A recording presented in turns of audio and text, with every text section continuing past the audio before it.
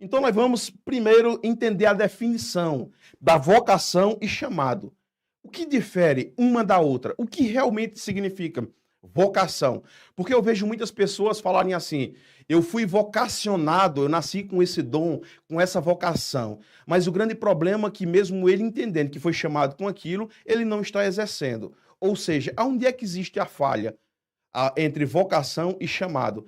Deus sempre ele vai nos chamar com vocações específicas. E quando nós não temos vocação, ele tem um prazer de, mesmo ainda no útero, como fez com Jeremias, antes de nascer, ele dar essa vocação, vocação profética. Mas vamos lá. Olha o que diz. Vocação, o conceito dela, é o senso de propósito ou chamado que Deus coloca em alguém. Vocação é o senso de propósito que Deus coloca em alguém. Algumas pessoas já demonstram, desde cedo, desde pequeno, ele já demonstra essa inclinação natural para a liderança. Alguns você olha que ele já nasceu com esse instinto, onde crianças estão brincando, você observa que sempre vou utilizar um termo aqui, jogar bola, se coloca na frente de todos, olha, vamos fazer o time, ou sempre está com aquela inclinação, fazendo com que os demais ouçam a sua voz e ajam de acordo. Isso daí é uma inclinação natural, é uma vocação. Coragem ele tem para assumir risco, visão para enxergar além daquilo que os outros enxergam e iniciativa para começar algo novo. Isso daí são percepções naturais que qualquer vocacionado tem. Já vem esse pacote dentro dele. Mas alguns acabam enterrando tudo isso. Não faz o download corretamente, não faz o upgrade no tempo oportuno. Porque eu digo que um celular, ele chega um determinado momento que mesmo ele sendo fabricado agora, lançado agora, chega um momento, 3, 4 anos, que ele acaba se tornando ocioso. Por quê? Porque as atualizações já não chegam para ele. Então, por isso que nós precisamos estar o quê? Crescendo dia após dia.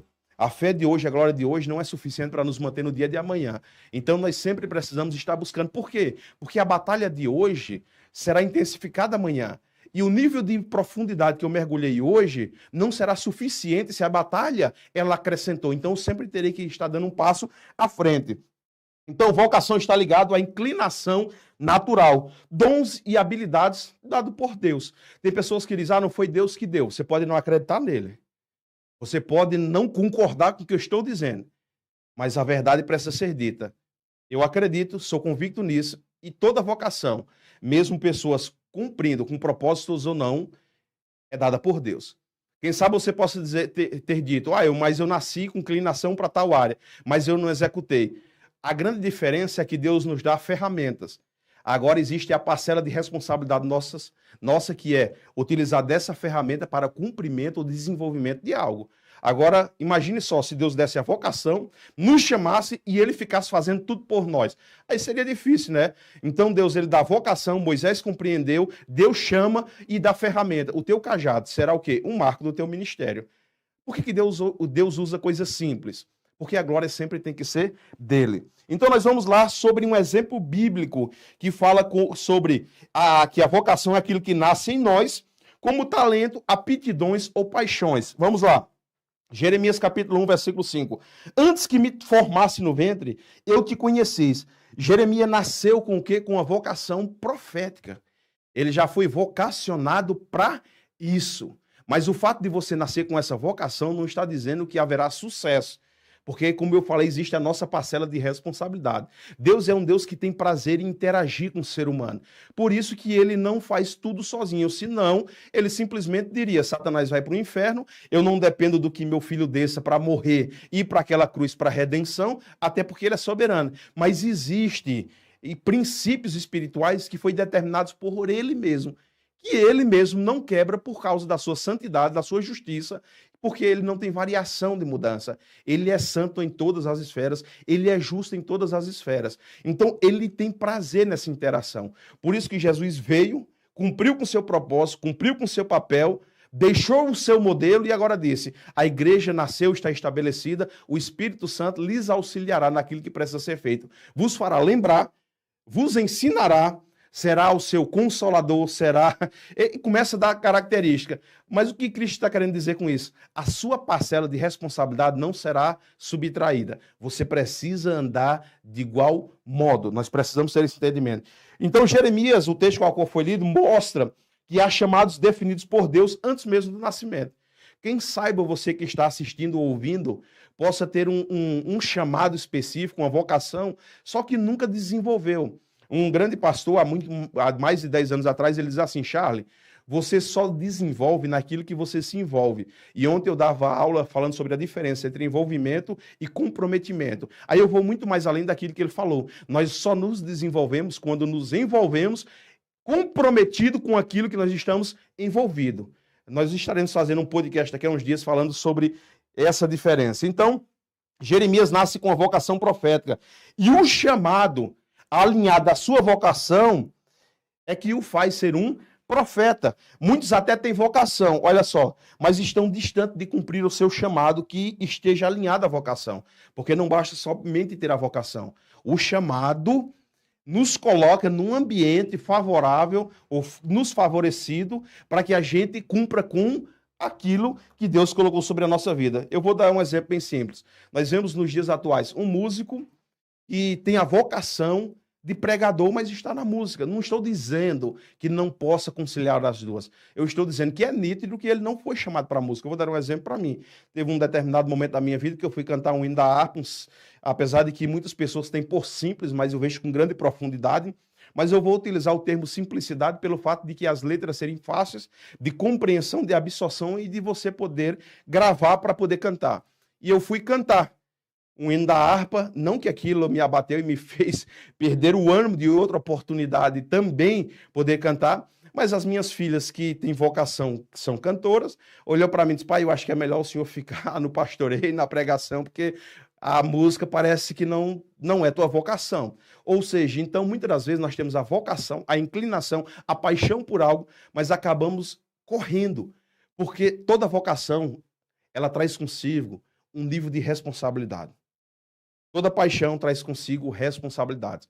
Então, muitas das vezes, as pessoas acabam tendo medo de enfrentar aquilo, porque lhe faz tremer na base, porque nós estamos tratando de coisas concernentes ao céu, de um Deus justo e santo, mas, ao mesmo tempo, ele é um pai que compreende as nossas limitações, as nossas deficiências, as nossas eficiências. Ele conhece tudo em nós e ele sabe. E nós, por medo, acabamos o quê? Declinando um pouco para algo, somente para termos aquele senso de que estamos envolvidos e fazendo algo.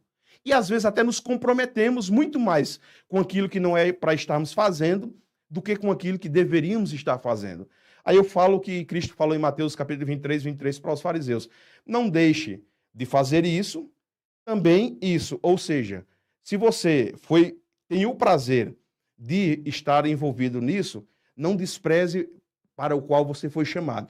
Faça o seu chamado, cumpra o seu chamado e então não despreze aquilo pelo qual você tem o prazer também de fazer. Isso, em miúdo, significa o quê? Que você tem um talento e você tem a possibilidade de granjear outros conforme você vai crescendo no Senhor. São níveis de maturidade. Então, nós precisamos ter esse entendimento. Paulo também tinha vocação de pensador, orador, mestre, antes mesmo da vocação. Isso nós vemos em Atos capítulo 22, a partir do versículo 3. Mas do versículo 1 já nos dá uma base. O versículo 3 é que fala acerca disso. Paulo também, em Gálatas capítulo 1, versículo 15, nos relata, reconhece que foi separado desde o ventre da sua mãe.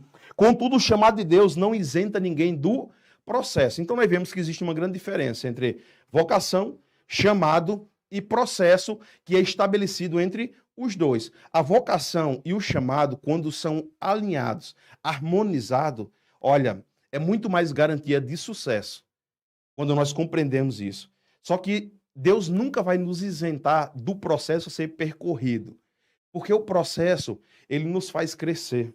Ele nos faz amadurecer, ele nos faz ser fortalecido, ele nos faz ter convicções. As convicções trazem consigo autoridade. Se você não tiver convicção, a autoridade cai por terra, você não tem mais autoridade. E com a autoridade, você consegue conquistar. Eu estou falando isso daí, e poderia utilizar em todos os âmbitos, mas eu vou falar isso aí de um lado espiritual. Aí você consegue conquistar, estabelecer altares apresentando Deus e estabelecendo o seu reino. Contudo, o chamado de Deus não isenta ninguém, como falei do processo. A vocação é como uma matéria-prima da vida. Escute isso. Nem sempre é ministerial. Pode ser pela música, administração, ensino, liderança em todas as áreas. Mas o chamado por si só não é suficiente. Ele precisa ser desenvolvido. Ou seja, a vocação, em miúdos, ela é uma matéria-prima que já vem conosco. Mas o chamado, ele precisa ser desenvolvido. Com a vocação, você pode chegar aonde poucos chegaram. Tem pessoas que você, quando ouve ele, mesmo sem fazer uma aula de música, de canto, cantando, você diz, esse tem vocação. Ele tem o timbre.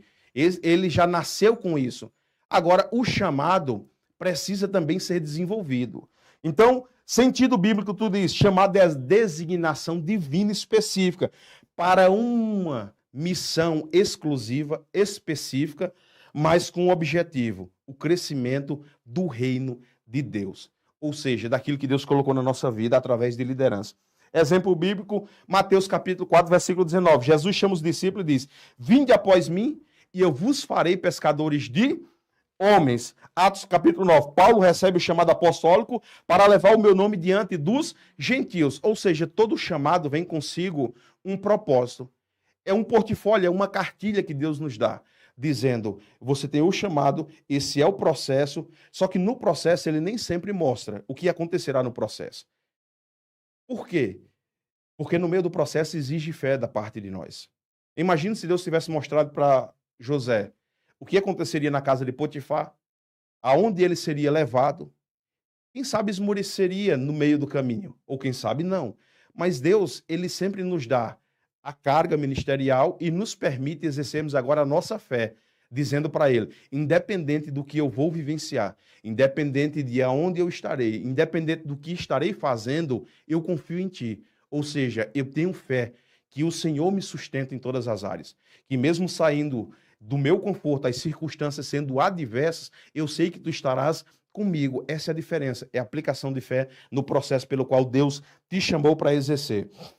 Então, o chamado é quando Deus pega a vocação, o que há em nós, e direciona para um propósito espiritual e eterno. Agora deixarei do mundo secular, falarei somente da questão liderança no modelo de Cristo, nos dias que nós estamos vivenciando, mas discorreremos todo esse processo de anos. O tempo não nos oportuniza falarmos tanto, porque não tem como esgotarmos um assunto tão belo e tão rico. Mas vamos pegarmos alguns exemplos aqui, alguns pontos e alguns personagens para apresentarmos que desde o Antigo Testamento Deus trabalha com um modelo, que ele é intensificado até a perfeição em Cristo Jesus. Cristo cumpre o seu papel e aí então ele deixa esse modelo muito mais afunilado, muito mais exemplificado para que a gente viva de acordo com aquilo que ele viveu e que nos ensinou. Então, o exemplo de Moisés. Moisés tinha um chamado glorioso. Qual era o chamado de Moisés? Libertar Israel. Mas ao tentar agir na força, no braço humano, matou um egípcio. Sabe qual é o grande problema? Não é somente nós identificarmos o nosso chamado.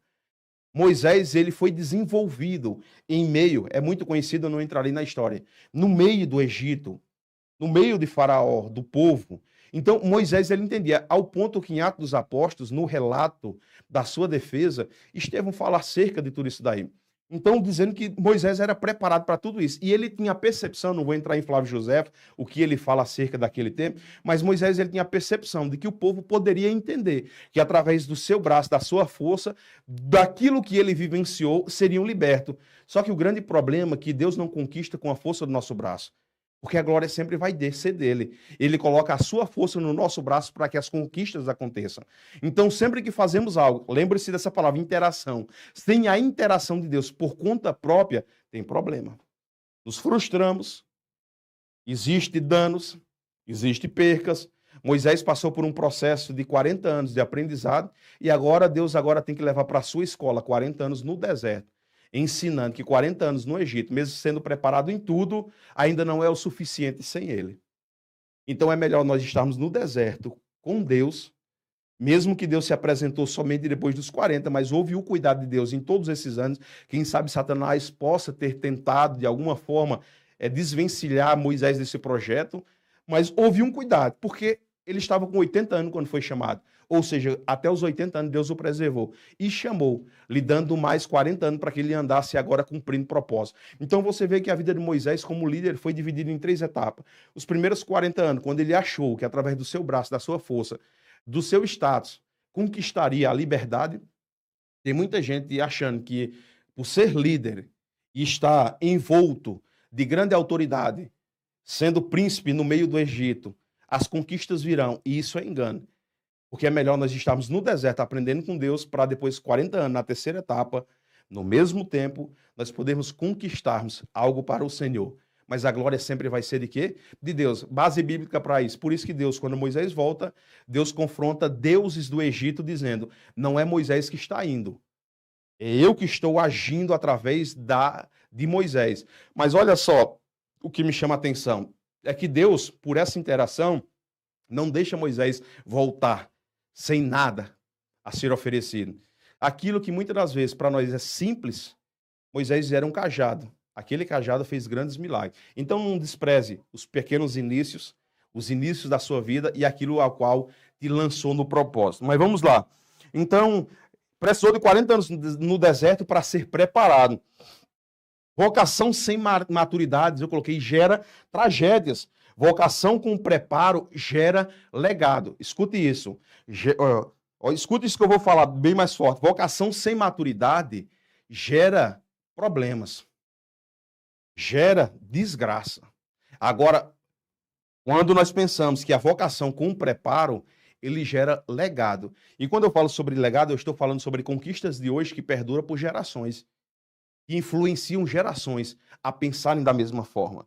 Então, a vocação é a capacidade natural, dons e inclinação dada por Deus. E o chamado é um propósito espiritual específico que Deus designa para usar essa vocação.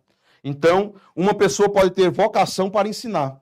Ele pode ter paciência, ele pode ter didática, ele pode ter uma boa oratória, uma boa comunicação. Mas Deus pode dar o chamado para ele ser pastor, mestre ou discipulador, usando o quê? Essa vocação. Utilizar daquela vocação, aptidões naturais, para que ele exerça esse chamado, seja ele na área de discipular, seja ele na área pastoral, seja ele aí na área de mestre. Então, ter vocação não significa que você está pronto. Eu vou abrir um parênteses aqui e ser muito mais enfático. Vocação não quer dizer que você está pronto. Escuta isso. O chamado é o ponto de partida. Vocação, você não está pronto. O chamado é o ponto de partida, não um atestado de competência. Nós vemos que Saul teve vocação e teve chamado. Mas, infelizmente, o atestado de competência não lhe veio. Ele foi reprovado. Por quê? Porque no meio do processo ele esqueceu que todo chamado vem com manual, nos dando direções, nos dando o norte a seguirmos. É uma bússola. A Bíblia Sagrada nos faz isso daí com maestria. Então Deus chama, mas também ele forma, disciplina e amadurece aquele que foi chamado. O grande problema nos dias atuais é que você trabalhar com formação de líderes, com caráter discipulador, exige muita coisa. E eu falava isso antes com o nosso amigo Marcelo, e exige muita coisa, porque exige tempo, determinação. Não é somente o tempo de ensinar, é o tempo também de você se preparar. Existe vigilância, porque você precisa ser um exemplo, para não ser semelhante a um fariseu. A grande problemática dos fariseus com Cristo é, vocês falam, mas não vivem. Ou seja, naquilo que vocês estão falando, até não está errado, mas só que vocês não vivem. Atam fardos pesadíssimos nas costas daqueles que estão ao seu redor e vocês mesmos, com o dedo, não querem carregá-los. Então, é uma hipocrisia da nossa parte nós queremos delegarmos algo para alguém se nós mesmos não temos coragem de fazermos. Então, nós precisamos ter essa preocupação. Então, nós precisamos ser formados, disciplinados, para então nós amadurecermos em tudo isso. E o caráter discipulador nesse processo exige tudo isso que eu falei e um pouco a mais de tudo isso daí. A maior preciosidade que nós temos hoje, que precisa ser aplicada de forma correta, é o tempo. Tempo, já existe um jargão no mundo que diz que tempo é dinheiro, e é uma grande verdade. Tem um filme chamado O Preço da Manhã, se eu não me engano, que fala sobre isso daí, onde se trabalhavam e ganhavam o seu ordenado, o seu salário, através de tempo. Mas o que eu quero falar com tudo isso daí é que o nosso dia, ele tem 24 horas, nós estamos fracionando ele. de acordo com responsabilidades, com grau de valor, com grau e intensidade de realmente entendermos e compreendermos o dia importante ou não? Porque nós precisamos o quê? Estarmos preparados ou em desenvolvimento. Então, vocação, o que você nasceu para fazer bem. Aptidões. Tem pessoas que têm aptidões para isso. Eu falo bem sério. Tem pessoas que nascem, tá com 3, 4 aninhos, pega uma bola e já consegue fazer embaixadinha, já consegue driblar. Eu parece que eu tenho os 2 pés esquerdos, não consigo nem correr quando estou jogando bola. Então imagine. Então a gente vê que desde cedo alguém nasceu com aquela aptidão. Tem aquela vocação ali. Então, o que você nasceu para fazer bem? Vocação, simplificando, é isso. Chamado o propósito de Deus para onde Ele quer que você vá, para Ele te usar com essa vocação. Então, unidos, quando vocação e chamado se encontram, nasce então um ministério frutífero. Por que eu utilizei a palavra frutífero? Porque não basta somente você dizer que tem um chamado, um ministério, se ele não for frutífero. Ou seja, quem é que vai plantar pé de vergamota, de laranja, de milho, feijão, se ele não der frutos?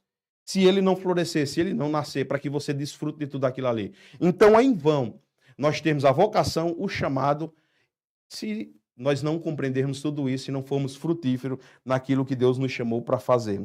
Então, vocação sem preparo é como semente sem raiz. Escuta isso. Vocação sem preparo é como semente sem raiz. É apenas uma semente. Até pode brotar rápido. O grande problema é que não sustenta o fruto. Eu, anos atrás, bem rápido, 1 minuto aqui para trazer, 1, 2. O meu sogro plantou mais ou menos 7, 8 pés de jabuticaba. Aquelas pequenininhas. Pense no cuidado do homem. Charles, pelo fato de ser pequena, tem que redobrar a atenção. Tem que, no inverno, colocar um pano em cima para a geada não matar. Quando estiver chovendo demais, tem que desviar com valeta a água para não inundar demais. Pense no trabalho que eu tive com aqueles pés de jabuticaba. Mas o meu pensamento é, no momento oportuno, nem sombra dá para fazer, porque era pequeno aquele de enxerto, mas no momento oportuno, pelo menos eu de cima, quero agarrar o fruto e me deleitar, sabendo que eu fiz parte do processo de crescimento e desenvolvimento dessa árvore. Só que o grande problema é que anos depois, nenhuma deu nada. Se não dava para utilizar de sombra, nenhuma rede, rapaz, dava para amarrar, então o que é que nós fizemos? Está só ocupando espaço, arranca todas elas. E nós vamos plantar o quê? Outra árvore. Então, o nosso ministério tem que ser levado em consideração que nós fomos chamados, nós somos cuidados, nós somos regados, nós somos... Olha, o mimo de Deus para que a gente desenvolva aquilo que ele colocou como ferramenta é muito grande. Só que chega um momento, como o João fala no capítulo 15 do seu evangelho, se não dermos fruto, ele dá a oportunidade ainda de fazer o quê? De arrancar folhas, de poldar, para ver se quando nascer, nasce forte e ele possa dar. Agora chega um momento que se continuar sem dar frutos, ele arranca e lança ao fogo. Então, até pode brotar rápido, mas não tem sustento, ou não sustenta o fruto.